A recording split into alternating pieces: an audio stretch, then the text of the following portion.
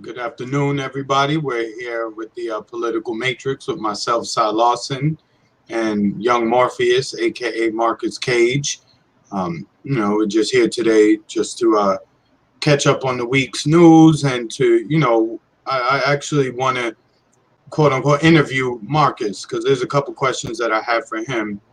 And so do Or some kind of of how I our. talk. Oh, Go ahead, man. sorry to jump in so early, but kind of how I title. It's kind of interview, but it's more of a conversation, everyone. So Yeah. it's not so serious. I don't know, it was fun. Couldn't figure the right way to word it, so it came out as interview. So it's kind of more of a conversation. Sorry. No, you good. Yeah, so Hmm. as he said, it's more of a conversation, just the two of us, just to see where young Morpheus is going to lead us. Hopefully, to good You know, places. we'll try not to hurt too many people's feelings on certain topics. So, first, I want to get into it. What are your feelings? How do you feel about Antifa? About um, how they're portrayed, what they stand for, and whether or not you think they are a legitimate nationwide organization. Now, see, I take that almost. It's kind of funny because I'm gonna kind of answer another question at the same time. I kind of because I see these two entities, even though they're going in different directions in a sense, or have different objectives. I see Antifa kind of the same as I see Proud Boys or Black Lives Matter. And what Hmm. I mean by that is there is a certain degree of it that is organic, that's legitimate, that is genuine.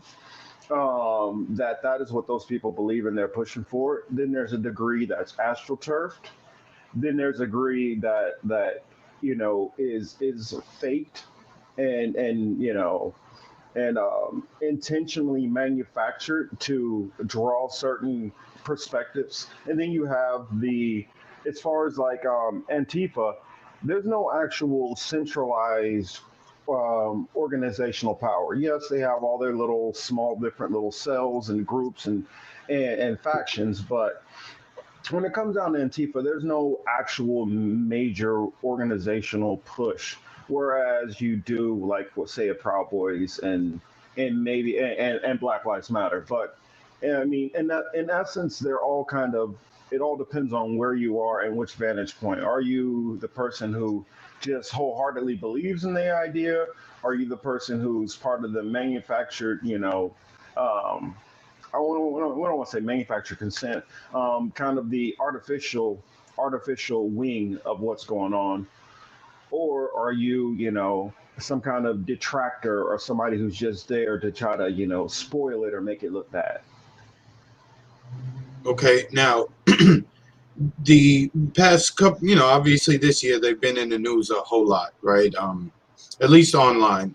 I don't know too much about the networks, how their portrayal. Do you think the way that they are portrayed? Do you think that is done to make people become fans of them or to be fearful?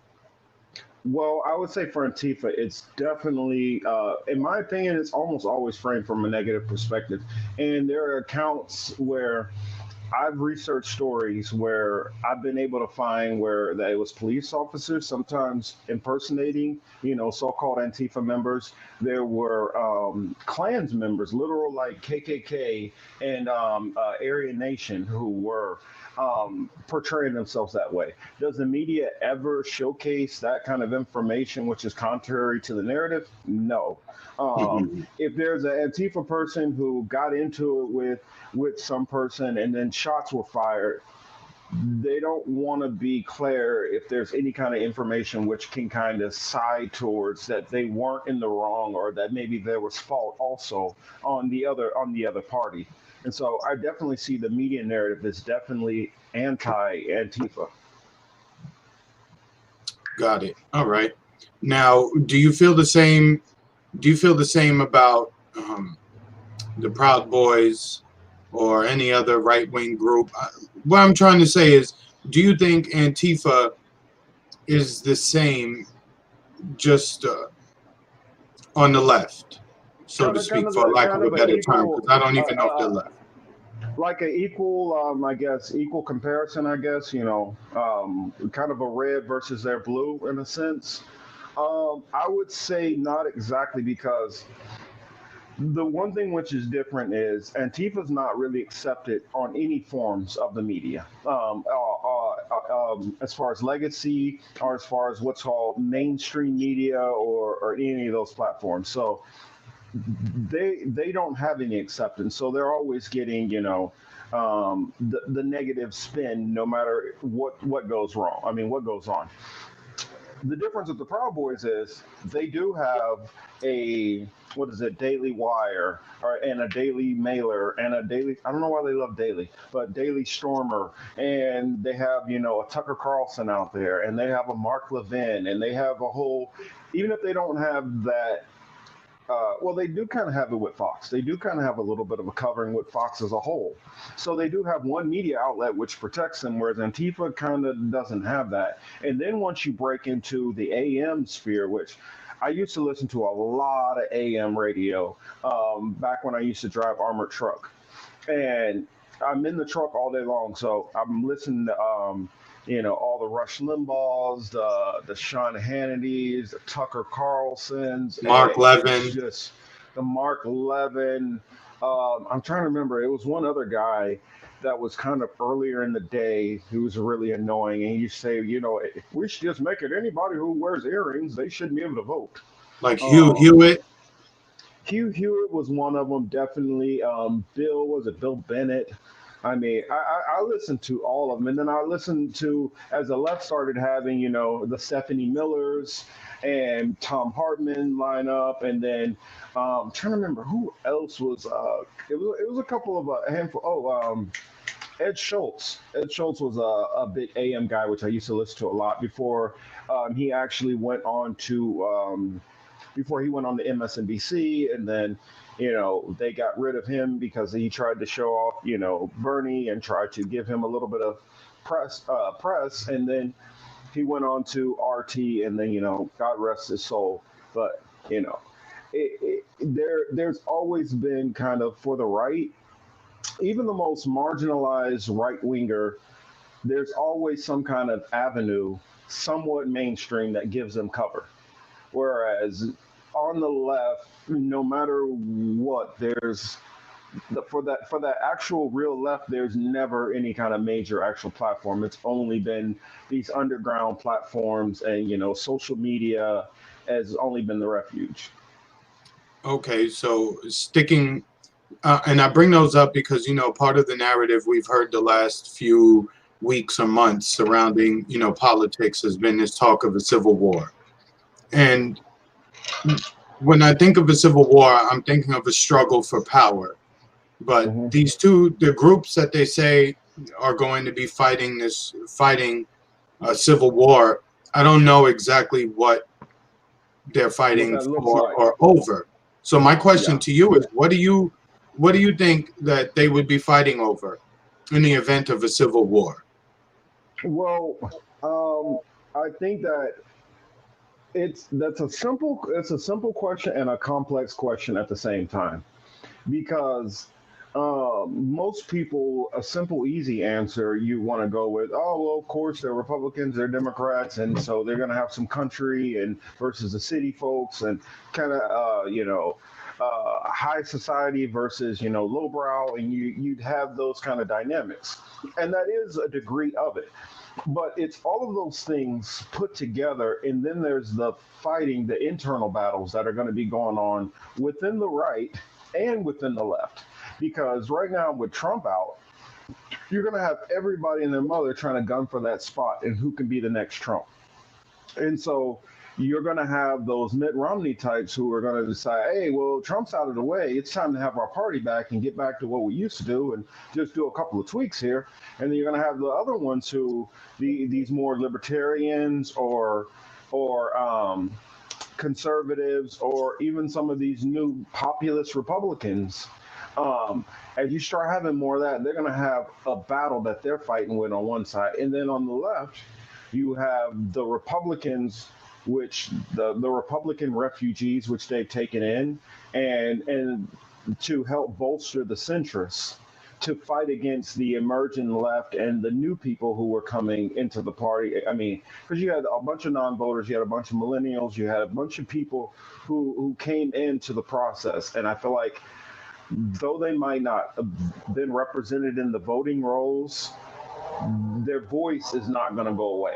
And so that's still, those all these different dichotomies. And so while they're fighting on the left, it might literally just be an infighting between the two sides, where it's not even between the right and the left. It's the right and the left of each right and left party, possibly. All right. Do you think do you think we will see political lines move? Not so much from a macro level, but on a on a minor level, on a micro level. I think After we actually.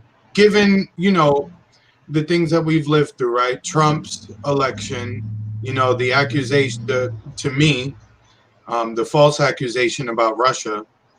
Now, um, now we have this election. So I think there's been a few things that happened over the past 5 years. So on a micro level, do you think that people will align differently going forward? I don't think that they're going to line any differently because the only thing that I see that's really happening is they're redrawing the lines. That's what I see is going on. The parties as a whole are both inching further and further to the right. Um, and the reason why it's confusing to a lot of people on the left, because what it does is it doesn't move just straight to the right. It moves a couple of degrees and moves back. It moves a couple of degrees and moves back, and a couple of degrees, and the next thing you know, it's all the way over here. But you keep seeing it going back and forth, but you're not noticing that each time it's getting further away from that left. And what they're doing is either we're having people who are breaking into 1,000 different, smaller parties, and don't get me wrong, I'm not against people getting into their own different parties and starting those different things. I'm not against any of that. My thing is, if you have 10 different, you know we're the party of we the people, then you have a green party, and then you have a DSA party, then you have I mean, you just can't keep having all these different coalitions and all these different parties, because what you're doing is you're just splintering your numbers. And you might see on social media, this larger number, but you don't realize that when it actually breaks into different states, different cities, how does it break down equally? Does it break down as far as votes? Does it break down in the ballot box the right way? And so I don't I think that that's being missed.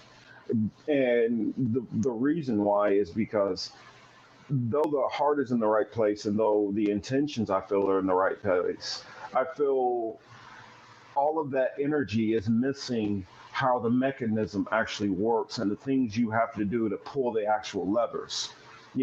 It's more than just getting there. Sometimes you gotta do this and hit this button over here, then turn that, and that's how you get the plane off the ground. And it seems like more of the people on the left just think they can get to the plane, and they haven't really thought about how they're going to fly it once they get there. And that's the reason why I feel like they're not understanding how a lot of these electoral things keep going against them. For instance, how we have with the Green Party starts trying to do more registration, and then the DNC comes right in and they file lawsuits to keep you from getting on the ballots in particular locations. And I don't think enough people are gathering that. So what it does is it pushes those people to the side, and then those people who don't get what's going on, they stay with the left wing party and then make excuses for it. And the same thing with the people on the right. While they're not going to get the things that they keep asking for, they just keep getting the things which the people higher up in their party want. So I think So, they're just sheep just moving along. all right. So let me ask you another question. What do you see first? People who people who supported Bernie Sanders, and as a compromise candidate, right?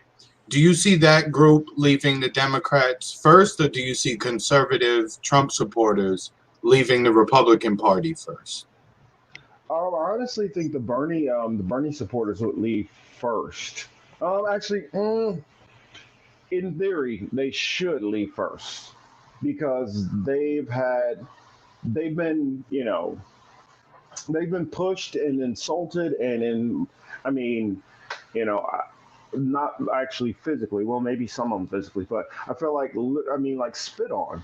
They've been talked down to. They've been disrespected, and I don't understand how at a certain point you don't decide that, okay, it's not working here in this party and it's not going to work, and how you don't start to organize outside of that. But what I see is the Trump supporters, I feel a lot of them were there for Trump. And I think That's what's going to why. happen is once Trump is gone, I feel like they're going to go. And so it's going to be hard for somebody else to kind of reattract that, that luster of Trump, especially with Trump saying that in 4 years he's going to run again anyway. So I think it starts to get to a point where it does kind of stay Trump's party for a while. Even if he loses, if he's continually taking the front runner spot, in which his popularity levels as far as the Republican Party, I felt like he still would. The only reason why I felt Trump lost this election is because he handled the COVID situation poorly.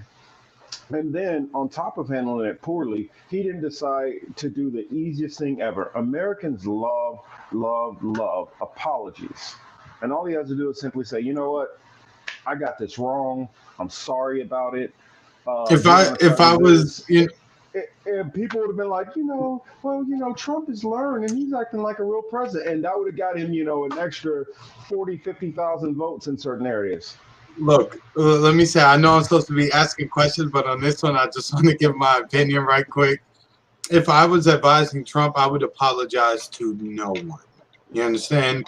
Um, because it's a zero sum game the way that these guys are playing. And for the life of me, if he would just expand his appeal beyond that 35% of people who look at the world through some dirty lenses, if he would expand beyond that, the dude would have a coalition that we probably wouldn't even see under Obama. But he's into this reality show bullshit of where he only wants to talk to people who will unquestioningly love him and never be critical of him, because he can't seem to deal with the slightest bit of criticism. So if actually dude would get out of his own way, he could be great, but he can't get out of his own way.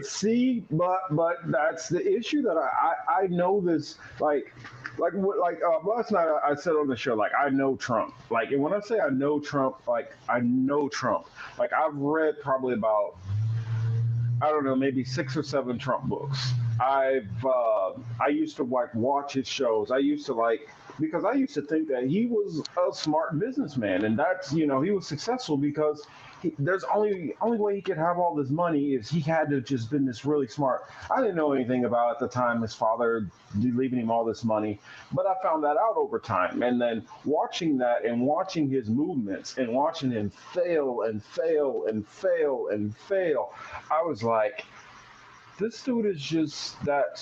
And you got to remember, if maybe in his like 50s, maybe like his dad would have been like, nope, I'm not helping you this time.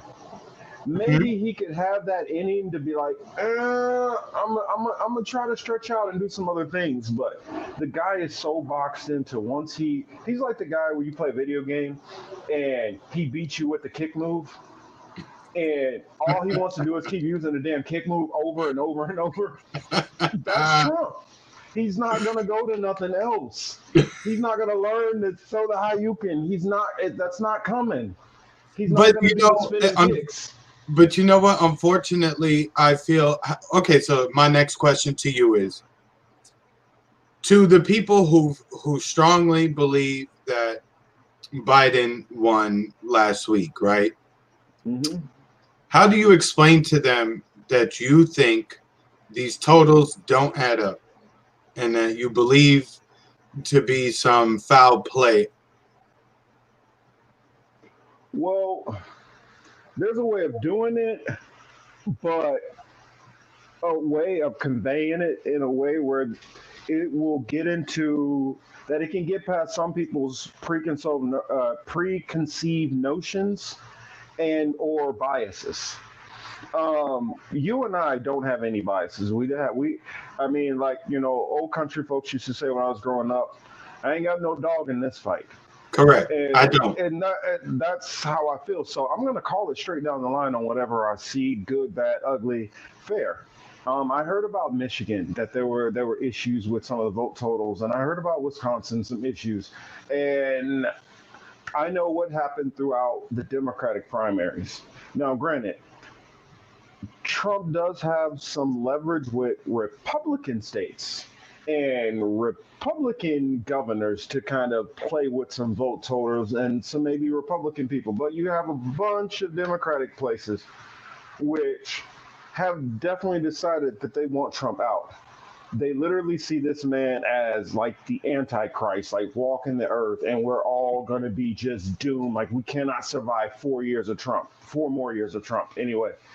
And if you have that kind of logic, you can justify, well, does it really matter if I just slip this vote off to the side? Does it really matter if I change that, that 1,000 into a 10,000?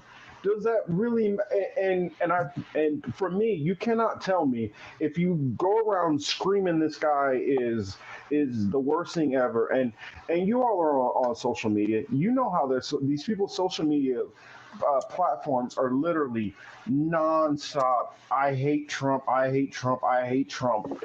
For 365 days a year. I mean, how many days it has it been? Like 1,000 something days of I hate Trump all day, all night, all day, all night. When you're that wired to hate a person, I have a hard time believing that any of these people are going to be fair and partial accounting. And so it's just a matter of how many cheaters are on which side. I I have to agree with you. Again, as you mentioned in your prior statement, it's two cycles in a row that we've watched the Democrats, do funny stuff. I mean, we can start 2020, the first contest, Iowa. Bernie had more votes. Hmm. Next thing you know, who was announced the winner of Iowa? Pete. Pete Buttigieg. And it's Hmm. like, did you really think this guy from Indiana just, I mean, it defied logic, right? Well, So and then they came we out go through and the said that he process. that he lost. Yeah. Then we go through the process and then we find ourselves in South Carolina. And of course we're under the cloud of COVID.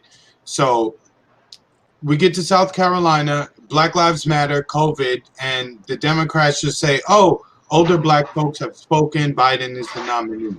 I don't even think Hmm. they even counted votes in South Carolina. And then going forward, it was just nonsense. Well, I mean, I saw what real states? quick, Marcus. I saw a Uh-huh. graphic. I saw a graphic about the Michigan primary. I think it was something to the effect of maybe close to 40% of the vote totals were in, and they called the race for Biden. Yet in the presidential Hmm. election months later, at a much higher percentage of the vote counted, they didn't want to call the race yet. So again, their behavior differs depending on the situation. With that being said, you Well, have to you just have to go with your logic and your inner gut telling you that this don't smell right, it doesn't feel right, it does not well, look well. With that said, to add on to that point during the primary, I remember, I think it was Michigan or Wisconsin. They literally showed the results. They showed Biden being the winner the day before, a full 24 hours before anybody cast any votes. And it wasn't for like, oh well, this is for some other year. It was for that year, and then for some reason the vote totals ended up not coming out, and it was just inconclusive. And the reason why is they had already decided what the number was going to be for that particular county, and somebody screwed up running the tape too early. and Yep. it gave a big window into how many of these people are actually counting these, or sometimes. And I think Iowa, they did have to count that, but they did a lot of cheating. And the reason why they had to count it to some degree is because the lawyers were all over the place. And so they were like, we got to make sure we watch out for this and that. And so what they did is they held, they knew that they were going to have to admit that Bernie won. But what they did was they held it so it could take the momentum off of him.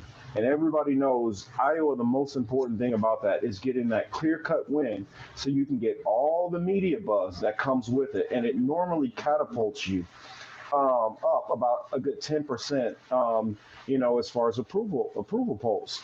And what you had with Pete Buttigieg is, even though it was undecisive, but he was claiming the victory and the media was kind of leaning towards him being the winner, it did jump him up about 10 to 12 points in polling, and catapult him into being the front runner for a while. All right. Given that, do you think that the well has been too poisoned to even present this case to the country? Do you think it is something that the vast majority of CNN viewers, daily viewers, MSNBC daily viewers, and voters, do you think the programming is too? Do you think it's too late to be able to approach them with this information? Um, it's not too late, but it's such a delicate thing that you have to do. Ooh, Stan tried to go a little crazy for me, but Mm. it's a delicate issue. I feel like the way you got to treat it is, if you were walking up on, say, a wild deer out in the woods, and I don't know why you want to pet it, but if you wanted to pet it, you want to go as gently as you can. And that's how these people are. They right now, it's almost like, it's literally like we're a stranger on the street, and the mainstream media is their mom and daddy. And they're going to trust mommy and daddy far more than us, no matter how much evidence we have to prove, okay, mom and daddy was not necessarily telling you the truth on this one. I mean, think about it. You can be sitting there with a kid saying, there's no Santa. I have a picture of your parents here buying the presents. And then some kids are still going to say, no, no, no, no, no, no. There's Santa still. My parents don't buy the presents. And that's what we have with these people. It's just a little bit more complex. They can't see it because they've trusted this, and then it hits you with that other issue. People don't like the fact of being tricked, and they don't like the fact of admitting to, I'm wrong about something. And so now, if you're telling them that, especially if it's, some of the people who I hear breaking some of this information, who might be, 20, 21, 22, you see some young kid who's telling you something and you're 50 years old, and it makes you feel a little insecure because you're like, well, he can't be right because I'm 50 years old, so I have to be right. And it's like, no, your age doesn't automatically right. Information makes you correct.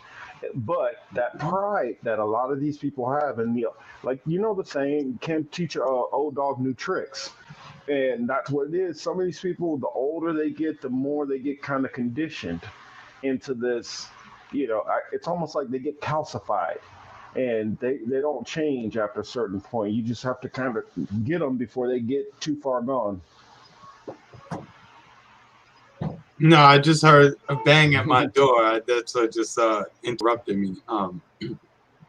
Somebody in the hallway. Anyway, Hmm. my next question for you would be, matter of fact, before I even get into the next question, I wanted to cover some of the comments. Kelly's in Okay. here, Variant is in here, Oh, sweet, Sarah, sweet. Signs Good, is in good. here. So, thank you all for coming Good by. stuff. Thank you all for joining us. Variant says, to one of our earlier questions, he said many Republicans have already begun to separate there's a distinction between supporting those who support Republican politicians and the rhinos. So I'm interested Hmm. in seeing how that will play out because at the Oh same yeah. time, you have a lot of we'll look at South Carolina, right? You know, they love Trump there, right? They overwhelmingly support him. They buy into, draining the swamp. But then they've sent Lindsey Graham back to Congress.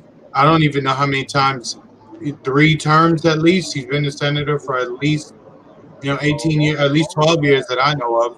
So you keep sending swamp creatures back, and you're saying you want to drain the swamp. So they have a little bit of reckoning to do in their house as well.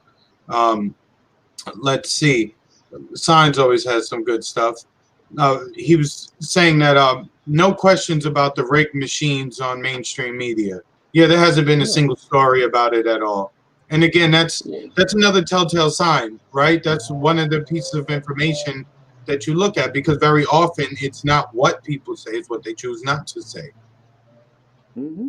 Well, another thing is, like I remember not too, I think it was whatever. It doesn't matter which election it was, but this was a while back ago. I was talking about the D-Volt machines which they use. And the interesting thing is, when I used to work armored truck, the Hmm. machines which most ATMs are, they're D-Volt machines. And so it's the same company which does the election machines.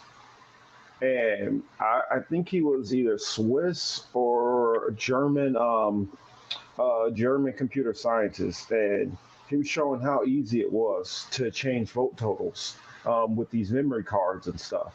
And what have you heard? You know, that's been what they've been going to more and more and more. And this report was easily more than probably, I'll say more than 10 years ago. Look, And look. Let me tell you. instead of going away from it, they're going to the thing which he said is more the most insecure. Look, Signs says, is it treason to rig an election? Anyone? Of course, I agree it is. But let me Hmm. tell you, in this case, I have, again, these one is the instances in which you do have to tip your hat to the opposition, right? What they did Hmm. with these mail-in ballots, it was really good because it's hard to tell. Let me tell you, I was talking to a friend of mine the other night, right? So I was saying to him, do you think all these dudes, like I said to you off Mike, do we think all these dudes in Philly, Atlanta, Milwaukee, all our dudes is, filling out these ballots and mailing them? So I said that to my homie the other night. What'd he say to me? Oh, my mama did mine. Mm. Oh, so I bet you. I bet you it's a lot of that going on. So you can imagine in a lot of these neighborhoods, like he said to me, you leave the house, you go here and there, you don't fill out change of address forms each time. So where You does a go to lot a of your different mail house, go? yeah. You go to your mama house, right? Or your parents' house or your grandma house. Or sometimes it just goes to some random person's house and they just say, you know what, I'm going to open it. So, and if they're blank ballots, and again, a lot of these dudes are people, they're not the ones going back to be like, did someone vote in my name? I need to go and double check. Hmm. They're not checking into Well, that at all. well, You already know. you So remember to that me, that story was that one of happened. the ways in which they got away with it was that, Oh, a lot of people's moms and grandmas ended up with extra ballots. but you And those remember are what just sent happened? in. What was that, North Carolina? You remember what happened? Somebody actually got in trouble behind that voter fraud thing. Hmm. um they were paying people part of his out of his campaign money or something like that to go around and collect these supposed ballots that you're supposed to drop off, and they were getting them blank and filling them in. And so each one of them would like literally fill it in for that candidate. And so he Correct. actually So was that's going around, house to house to house to house doing that. And I know and look, that's not something that this one guy got creative and thought of. For one, most Republicans, I'm gonna just call it like I see it. Most old white people are not creative on any damn thing. They steal every damn idea from everybody else, or they buy it from them. Let's just be honest. And so, That's an idea that's been around. That's obviously an idea that's been passed around from Republicans all around the country. Where they all use it, or that somebody 100 years before them has used it. So, look, if you go into North Carolina, their history is horrible with the voting and how their racism and whatever. Oh, North Carolina's history is really, really, really bad. And it's funny you bring that up because it's ironic you just happen to mention it in connection with the 2020 and COVID. Hmm. They had a program in North Carolina where they were sterilizing a lot of black women. And sure enough, Hmm. here we are with this vaccine. Throughout the past trials, we know there's going to be a ton of women or girls who are going to be sterile, but they're just not going to find out until later on in life, which is why I'm urging everyone to be very careful about what they put into their children, specifically their daughters.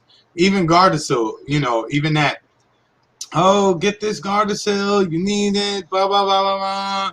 And of course, fast forward, we see the data, we look back, and it wasn't good. So you got to be Hmm. very careful in dealing Well, with I these people. mean, it's just in general. I mean, if you exercise just a little bit of common sense with what we deal with in this world, think about just a phone.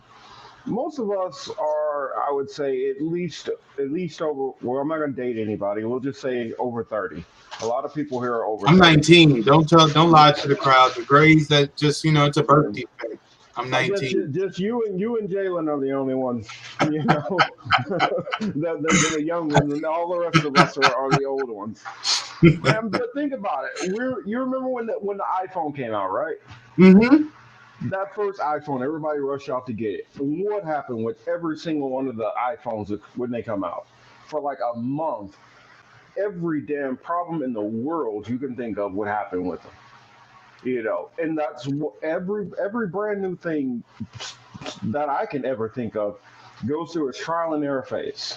You build a wagon and you start dragging it and that wheel falls off. And you got to go back and work it out and go back to the drawing board. And that's the same thing with any of these things. And so when it comes to something that's supposed to be life saving, dealing with a life threatening disease, you don't have the do overs. So I mean, be careful. You only you got one mortal life. All right. My next question is, do you think that after 6 weeks of a lockdown that we'll be okay? I'm sorry. That question kind I of know caught me that was off my guard. bad. I shouldn't. I'm a bit of a. I'm a bit. I'll admit to the crowd. I'm a bit of an a-hole at times, and sorry. Please forgive me. I can't help it. Okay. I'm very sarcastic, Yeah. extremely so. That's So right. Look, I just had to ask my man a question. I mean, you know how we talk, and hell no, hell no. 6 weeks ain't gonna do a damn thing. In fact, what I told everybody is, I said, when they do this lockdown, it's not gonna be, for one, it's not gonna be till at least about February. And the reason why is you gotta pay attention to what they really care about. It's always about money.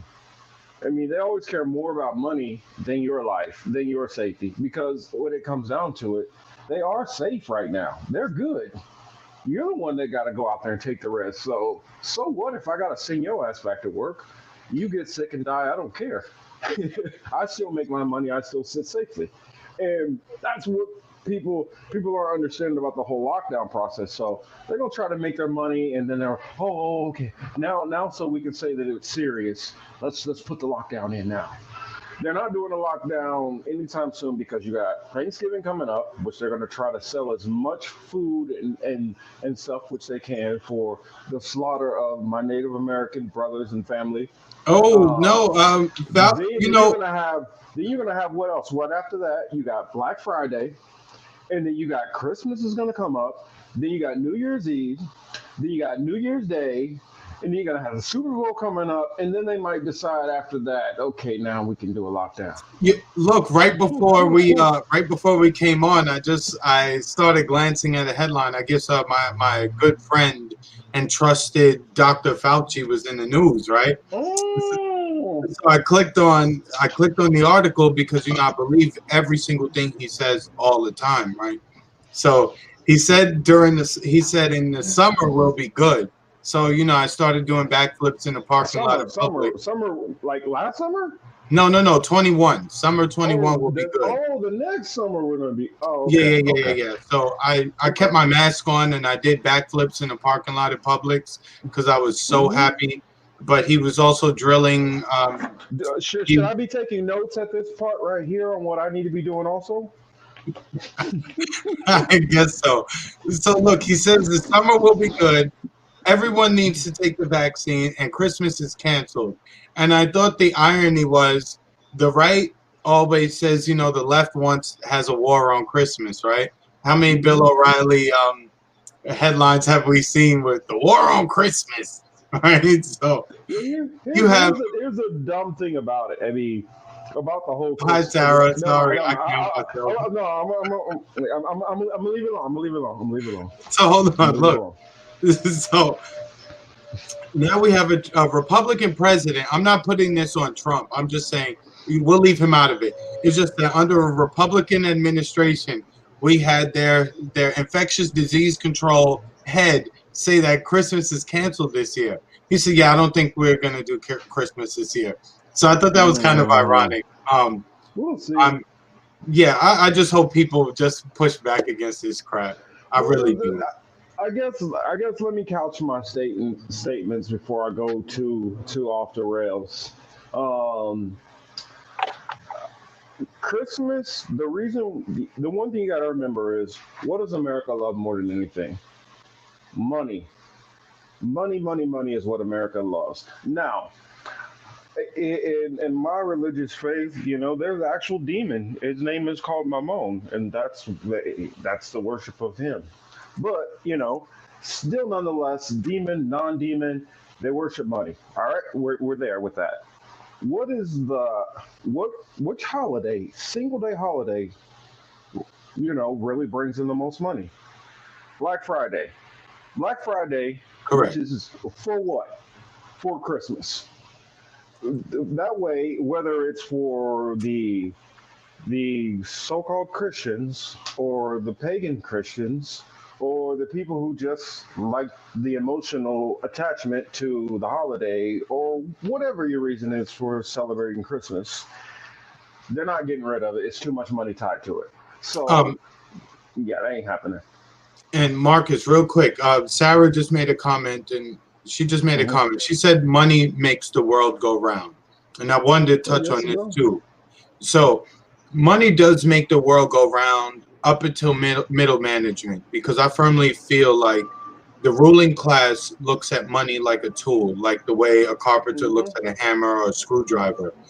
The ruling class just looks at money as a tool to use to pay off the middle class, the middle management, not middle class, middle management, which would be your CEOs, boards of directors, and what have you. They use the money to pay them to push the agenda so the system continues to work in the way that it needs to work. But Hmm. they don't, they like the Gates, Buffetts, Schwab's, Bezos, they're not sitting at Hmm. home counting money. They're planning society. That's where they get Hmm. their rocks off. That's their thrill.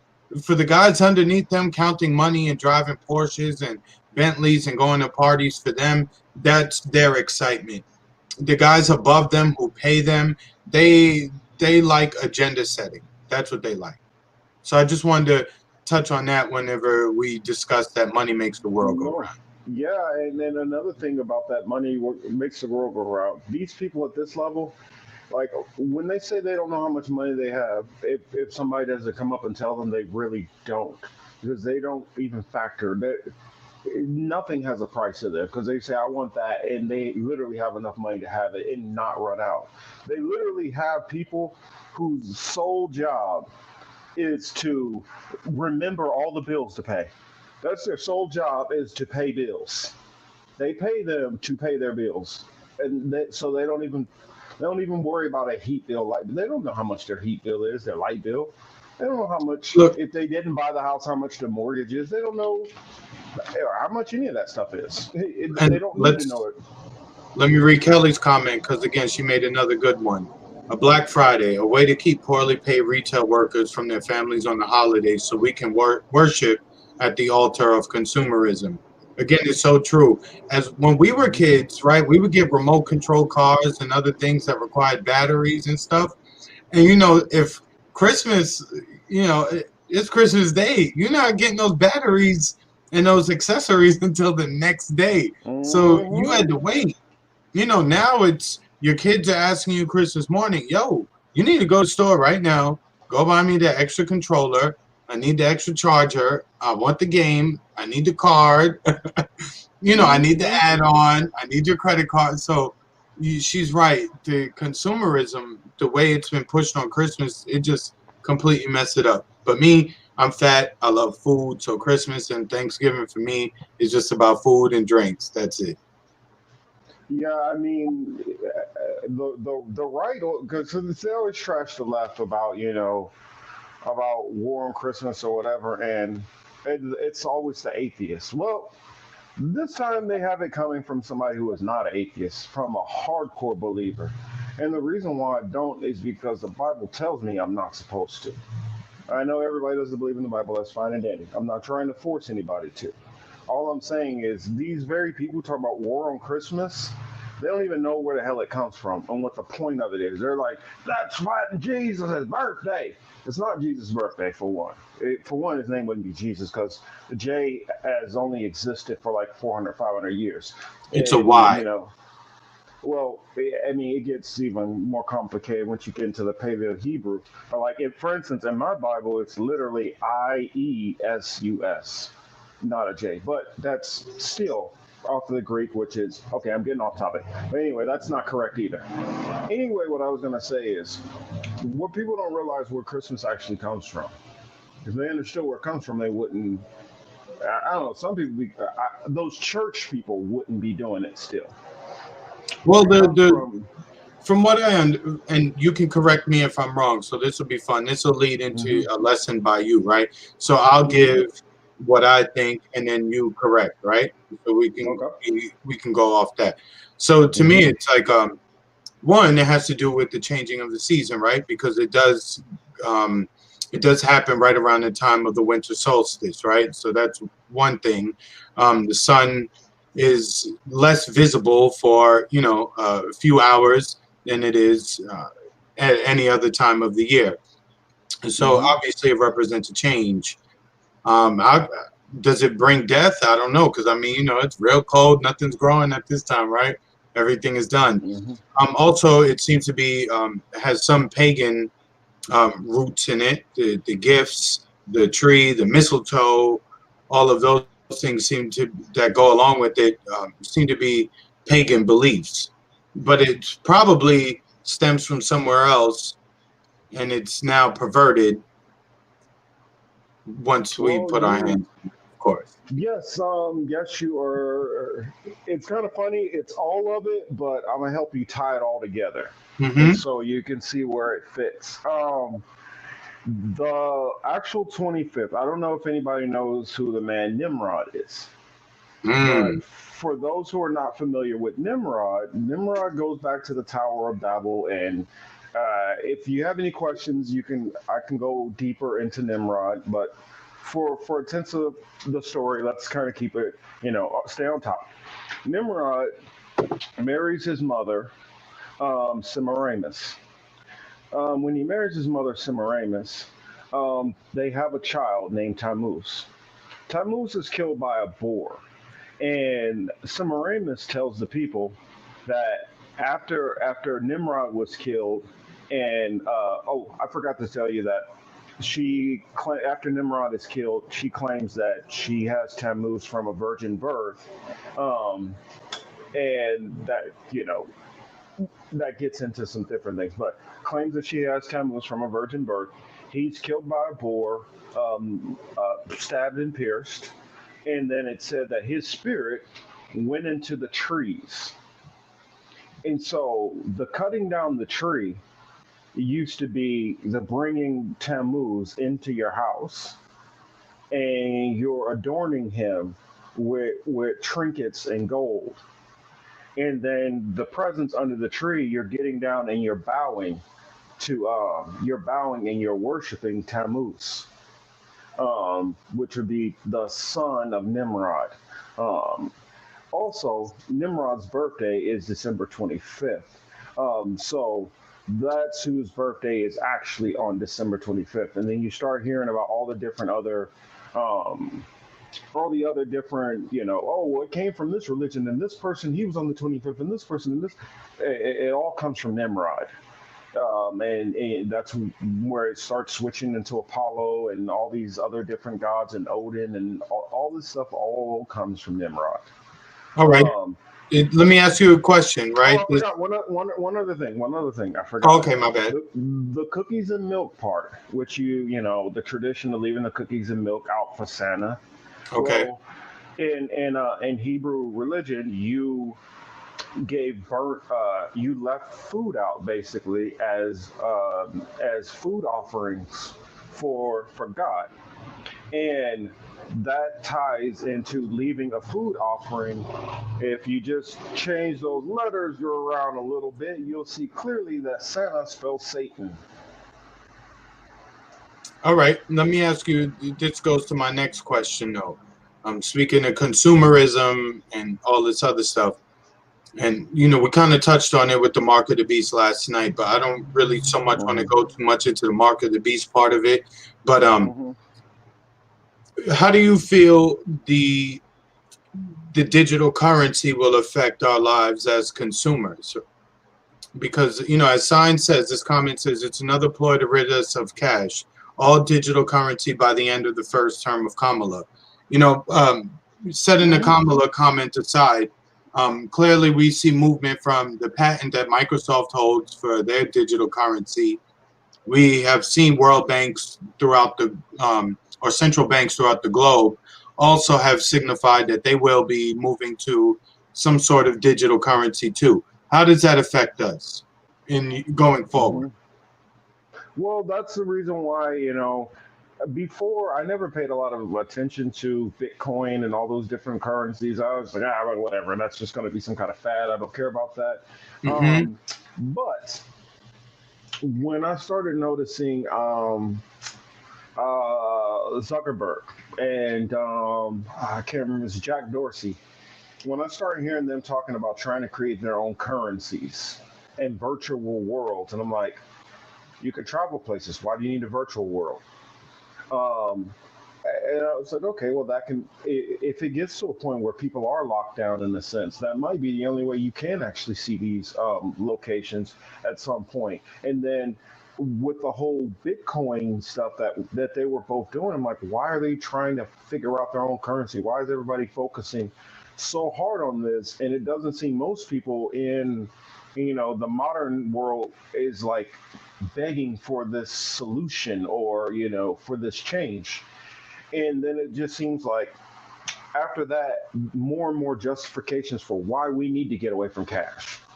And it doesn't really say that it's not showing me where cash is really the problem. It's just a whole lot of theories about why cash is the problem and it needs to be gone. And so for me, all of these things are pushing us to it being on some kind of a digital currency. I'm not going to necessarily go too much into the chip or the mark of the beast, but Hmm. maybe not to the point of actually insertion into the skin, but a lot of those things start in levels before they get to that point. Just like this whole chip kind of process. I remember when I was in the military and we first got these chips on our RDs for the chow hall, and we had to use that chip to be able to, and that's how it tallied, who got their meals. And then eventually it put our medical records on it. Then it put our dental records on it. And then it switched over to your service record. And now all the active duty IDs are like that, containing all of your information, all your shots, everything. Um, and it's not hard to just link your pay account and the rest of that stuff to it, and everything is all tied right in. And I look at Just how they did that, the same way they do with the debit cards, how all of them have a chip, how your car has a chip, how everything is leading to some form of a chip. To me, it's all kind of, it's all funneling to this one, endpoint where everything is going to be on a chip. Now, how And does this? Let me ask you. How does this affect? How, how will this affect behavior?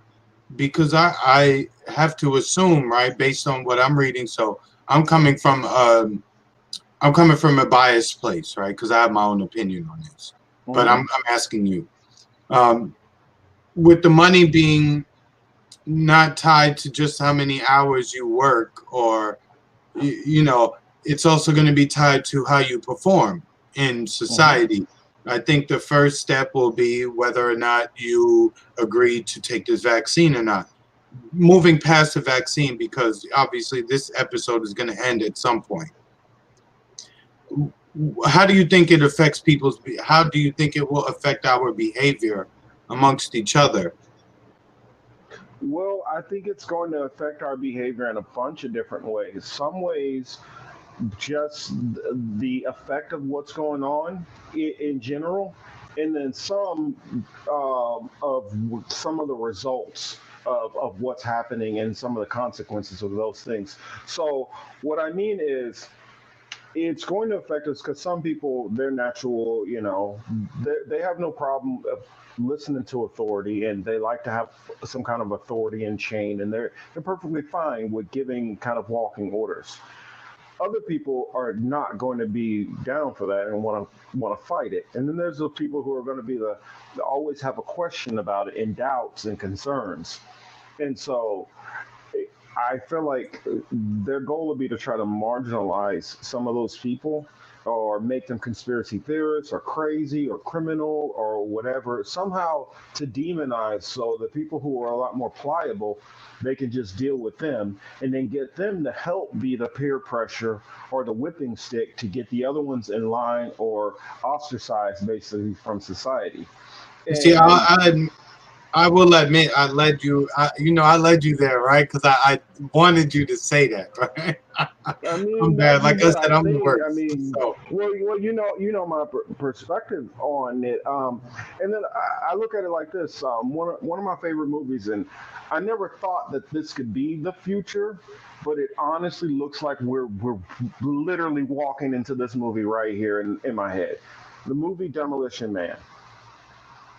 I don't know if many of you guys remember this movie, or if some of you a little younger might not have saw it, come on, but Wesley Snipes is it, my dude, man. I see all Wesley movies, kid. this movie, I've seen it like, I mean, I don't know how many times. I've probably seen this movie maybe 100 times easily.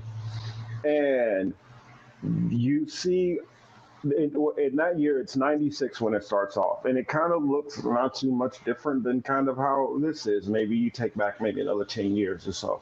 Hmm. Because you didn't have maybe some of the motorized scooters and some of that stuff. Okay, get rid of that. And then all of a sudden you have this new kind of like 5G, super pretty world that it appears on the outside, till you realize, oh crap, there's this whole society of people who are forced out and are living in the slums and living underground, or in cities that are walled off to keep them over there on the other side. And I mean, you see that with I can't remember what it's called, but there's another show which I was just watching, The Colony, where that one, it's aliens and stuff, but it has people blocked off. And I just think, if you can't see from the entertainment, and like I said again, I'm sorry if this offends anybody, but I'm going to say it one more time. Old white guys are not smart or creative. All of these zombie movies you're seeing and apocalyptic movies and all this stuff that you're seeing is not coming from them. It's It's coming from them reading from sources which you're not reading from. That's it. correct. And too, even when you look at the people who are running this fiasco about coronavirus, when you look at them, they're old ass Europeans. Who's behind the Great Reset? Klaus Schwab. You look at him, I mean, he just looks like death. You know what I mean? He doesn't look young. It doesn't look good that you have, like, 70, 80. He looks worse than Biden. You know what I'm saying? And Biden look like he's heavily made up when you see him on Hmm. TV. Oh, So he's I can, heavily you made know, up. Biden one. There's so much Biden's like Botox that in his girl. face. Look, Biden's like that girl you took home at night from the club, and when you woke up in the morning and you looked at her, she wasn't this. Hmm. That's Biden. Signs called it said John Spartan, right? But yeah, it's John Spartan. I was like, it reminds me of the old joke in the Navy. One of these old salty dogs. He used to say all the time. He said, "You know how I know Mhm. when I've had too much to drink?" He said, "I keep a picture of my wife in there, and I keep on drinking. And when she starts to look hot, I know it's time to go home."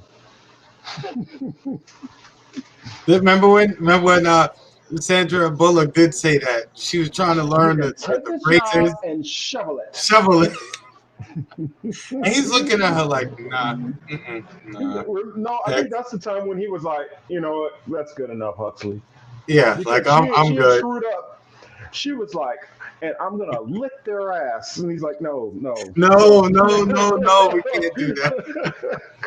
No, that's bad for your health. I don't Remember they I was talking don't about suggest wow. anyone do that. Yes, she was just tearing everything up. And Yeah, that's pretty funny. Variant says they've begun training people to pressure others into vaccine already by doing with the masks, of course. yep, yep. Also, too, I mean, we had the headline that came out a couple months ago that said the United States government was working on propaganda measures to learn how best to deliver, um, how best to communicate. What's the word I'm looking for? Like how best to manipulate you into thinking that you should take the vaccine. Hmm. Our government was actually having think tanks and focus groups about how best to convince you. What I'm saying is, if what you've been telling us all this time is real, it shouldn't take you to have to convince us, Hmm. um, through BS and manipulation.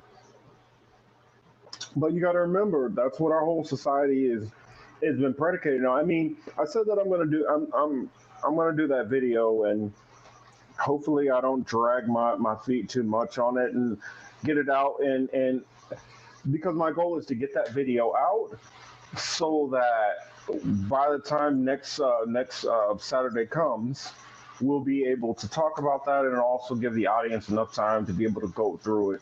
Because oh yes, you really matched his meat. Yes.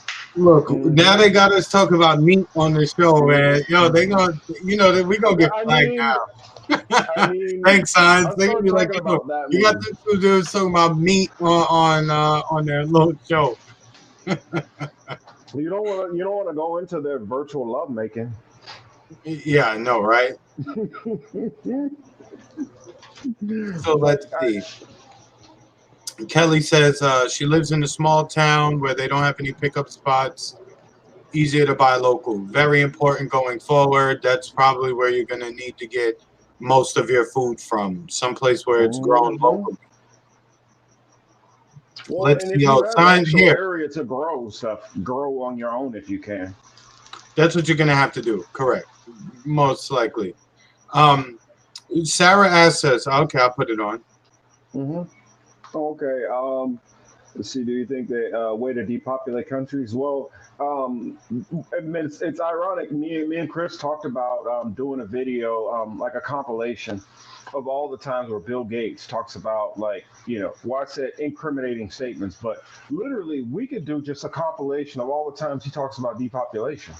I mean, he talks about it a lot in a lot of the top one. And my thing is, which people got to understand, when we talk about Bill Gates, he's not the top. Bill Gates is like here, and then there's still people who are up here who are telling Bill Gates what to do. So Bill Gates is playing a part also. I mean, the difference is what we don't understand is Bill Gates is like one of the point guards. Mm. He's one of the top players, but he's not the owner. He's definitely not the owner, and he don't have any decision in it. The moment he starts tripping, Bill Gates would be up out of there too. That's the And kind of power they have. Sarah, I would to add to that. I would say, or I would rather suggest, right, that if you look at AIDS, where it started, where it traveled, where it is. Africa, Brazil, United States.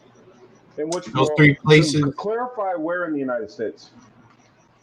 Oh well, we know which population, right? I mean, aside from the Well, gay it population. was yeah, the first actual location in California was in San Francisco in the gay area, and then the second one was in the Village in New York, which is the gay and lesbian area part of New York. Correct. So with that being said, AIDS started in Africa, it went to Brazil, and then it's in the United States. Those are one, two, three places in order for the population of Africans. Obviously, the continent of Africa has the most black folks.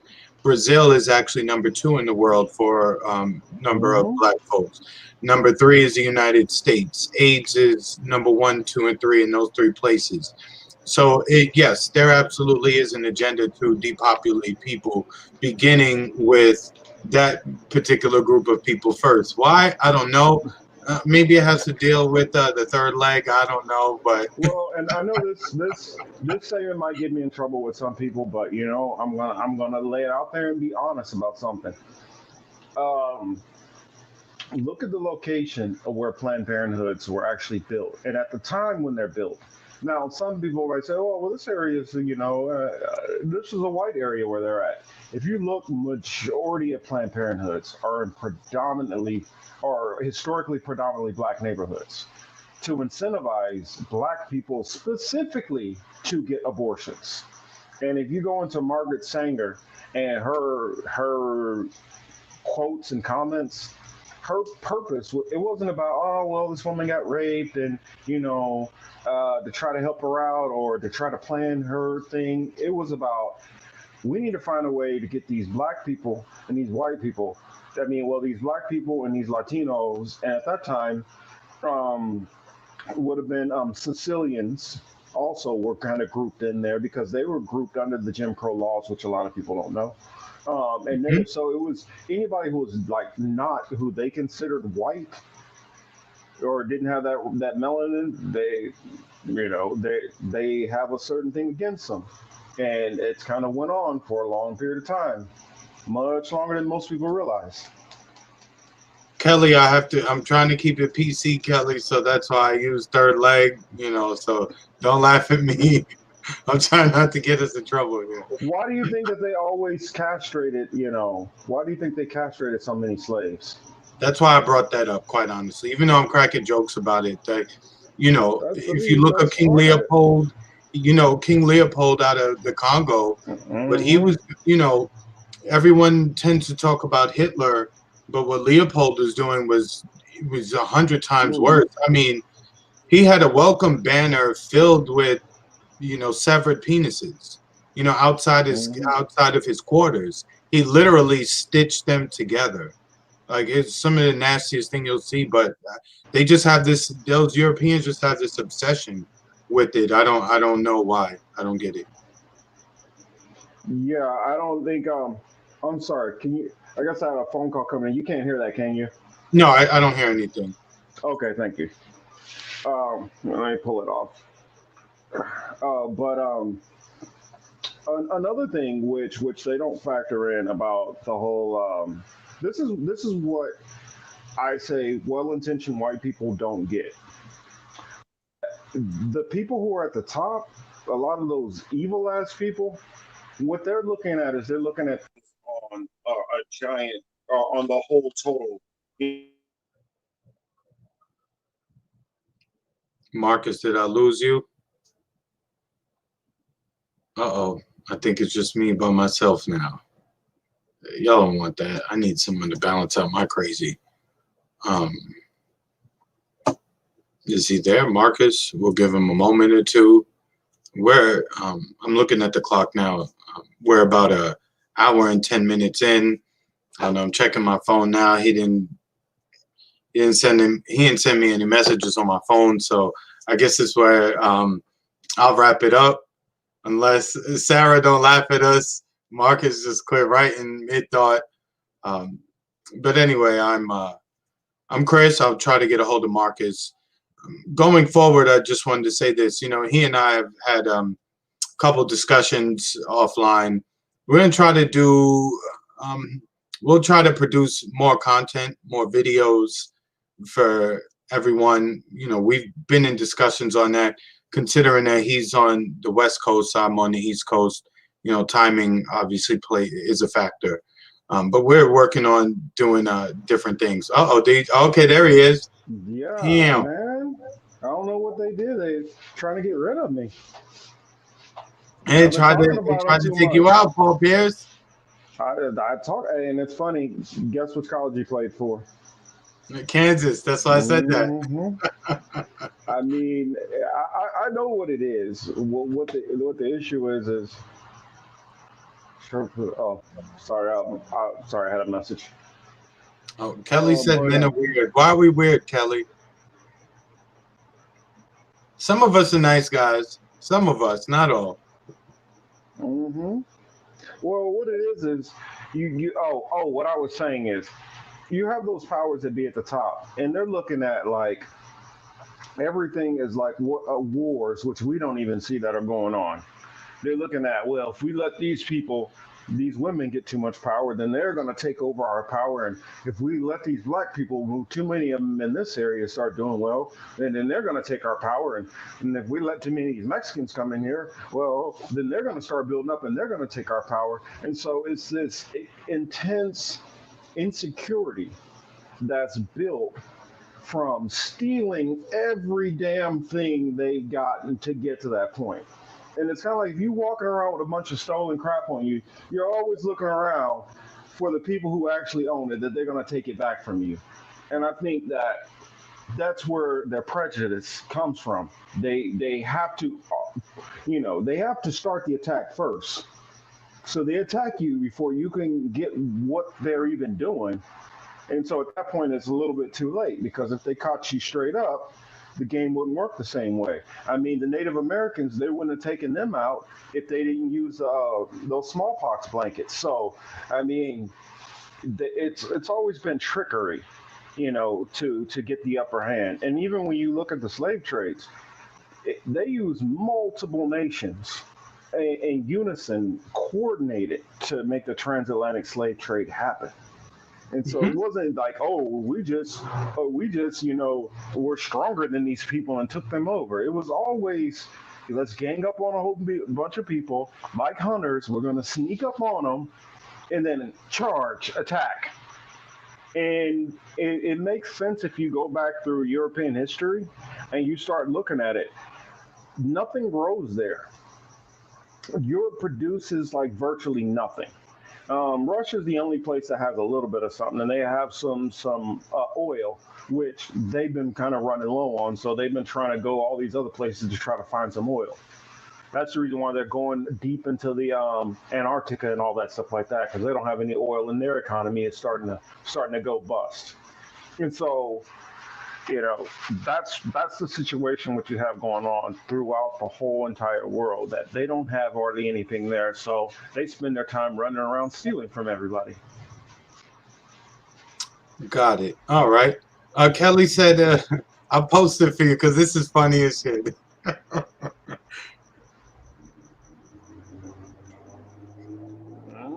Yeah, So, I so look, show you right. yeah, like I'm not gonna dispute that, right? I'm not gonna address that. But what I will say, hmm I will address the fixation part, right? Um, they the Europeans especially, they have throughout history, they have always made it their business to remove it hmm from the people they've captured. I just thought it was very weird. And they feel like that too, but under the cover of darkness though, they will go and abuse women who don't look like them either too. So it is, it's a weird obsession that they have. So we'll move on. So we'll move on from that, right? And hmm Marcus, we're about hour 15 in. Yeah, I guess This is we could true probably too. I wrap. wanted you to address this too. What do you think hmm about this comment? Medical Let's schools see. teach doctors more how to convince their patients to get the vaccines than they do about the vaccines. I can't disagree with Varian. She's right. Um, the whole system which we're in, and that's the reason why I decided it is imperative. Chris already knows about the documentary. He's been through it, and we got to figure out how I want to do this. What I'm thinking about is maybe going through it again, which that's why I say give me some time on it. This is like how long was it, Chris? Like 3 hours, 4 hours long. Just about. Um, I mean, and so I got to go through that and then find the points for us to stop in the clips that we need, timestamp it so we can give you all the relevant stuff. Because I know most of you, like for instance, Sarah, she's talking about the kids. She ain't got time to be sitting there listening to 4 hours of that mess. And you also need to watch it too because it's showing visual aids which you actually need to see. So it's not like us where most of the time you can just put us in the earpiece and just keep on about your normal day. Um, but that I'm going to break it down so that we're able to go through, and then we can actually a lot of these questions that you guys have, you'll start to see how they all are tied in, and uh, somebody I can't remember who said it earlier, but they said basically the word Freudian slip. That's a hint to who we're going to be talking about because a lot of our society is we're still living in a world that's set up by Sigmund Freud and Edward Bernays. Well, Literally, these two men. what's funny is that Freud thought of this the Hmm. concepts. Bernays is the one who said, okay, forget staying in theory. We're going to put this to work in Let's put it to reality. work. Hmm. And when he put it to work, I mean, he was extremely successful. I mean, he created a new word, right? The word public relations Yep. is a result of it because public relations never existed. The word was propaganda. But after World War II, propaganda had taken on such a negative term that they had to come up with something else. So now we have a PR department, public relations, but it Which really is is your propaganda a department. propaganda department. Hmm. Hmm. And I mean, it gets a little touchy when I say this, but unfortunately, I'll just say, you know what? Everybody, look at this information and read between the lines on some of this stuff. You're going to start to notice countries of origins of some of these people. You're going to start to notice certain names that are unique. And you start to notice, why is it always these damn people from this country right here who are always in the middle of all this shit? Why? And if you start looking all the way back to modern history where it's been actually like written out to up to now, you will see it's these same damn people. Oh, Kelly, Sarah, we're about to get out of here soon. So thank you for having us. Thank you for joining us. If you missed the ending, but it's been these same people. And once we start breaking into these clips, start writing down these names, writing down these locations, and then I'm telling you, grade us, check us, go and literally look at, all right, Chris says this, Marcus says this, Emmanuel, whatever. I'm gonna see if this information backs up. And when you start seeing it, you'll start seeing that we're not lying, we're not making this up. I guess, yeah. Back to you. I guess that's all I have to say for now. All right. Let's see. I'm just looking through the comments. Some of the more serious ones. Let's see. Uh, I mean, I think we covered most of the ones that need to be discussed. So, what do you have coming up for this week coming? What are you looking at? Any predictions for Um, this week? um, I honestly think that you're going to see. I think that we might see some stuff on the Republican front. Some things get a little interesting. I don't know exactly what. There's a couple of things I've been kind of looking at that some of it it smolders up and turns into stuff. Sometimes it just falls apart.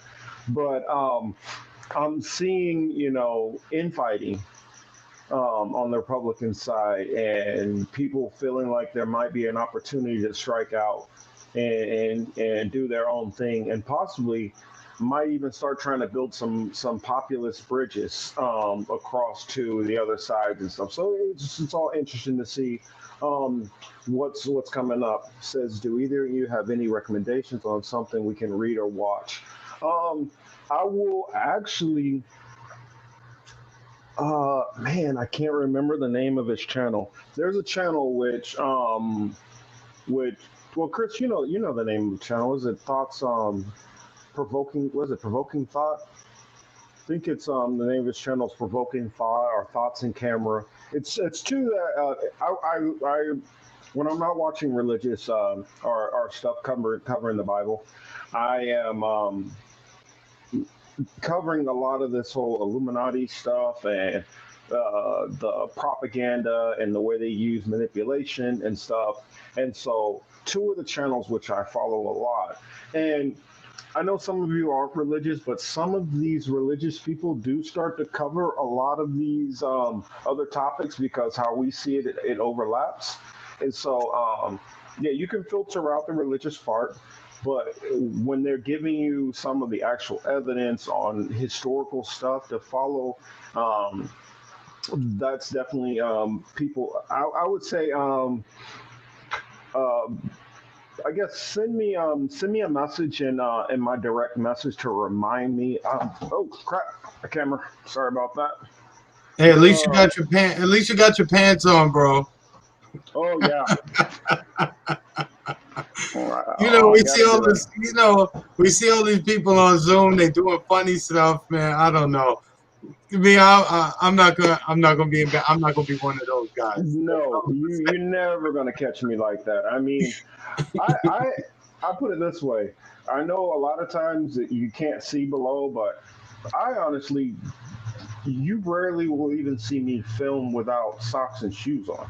Like exactly. I won't film barefoot. It feels awkward. It feels weird. It's a little bit too informal, you know. So I know some people are a little hippie style, and that's their joint. But for me, I consider it okay. It's almost like a part time job. You know, I'm stepping here. I'm going to take it serious. Do some research. Do some homework. Well, I never stop researching. I never stop doing homework. But it's just a matter of which topic are we going to talk about at the moment. Correct. All right. So I think I don't have any more questions for Oh, now. oh, that's what. Oh, sorry.